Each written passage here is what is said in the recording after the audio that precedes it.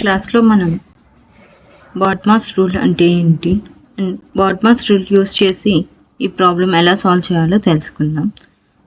First BODMAS rule అంటే ఏంటో తెలుసుకుందాం. So this is BODMAS rule.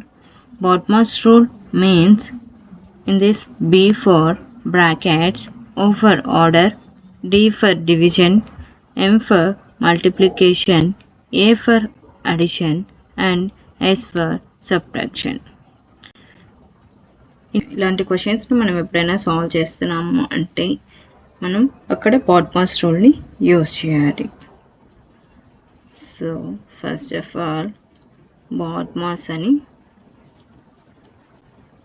ఒక సైడ్లో రాసుకోవాలి. BODMAS.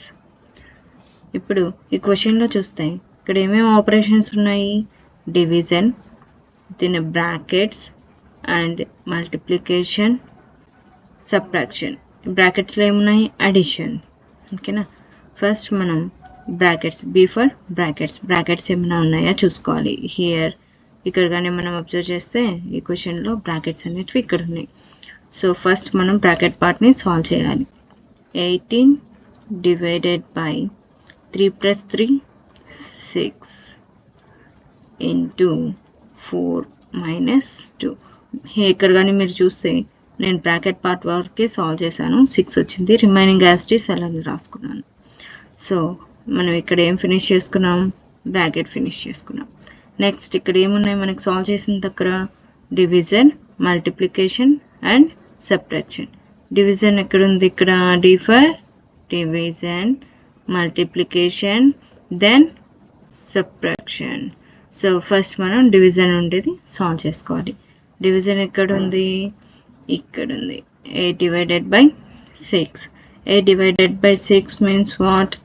6 3s are 18.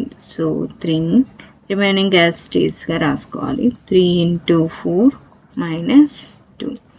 So that is equal to, ఇక్కడ ఏమొచ్చిందమ్మా మనకి?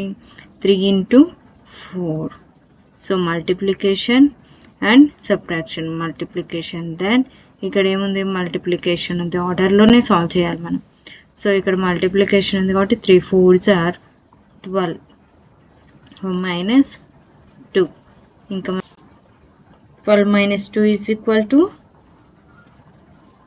10. So 10 is the correct answer for this question. Thank you for watching. Please like, share and subscribe to Amrita Maths Hub.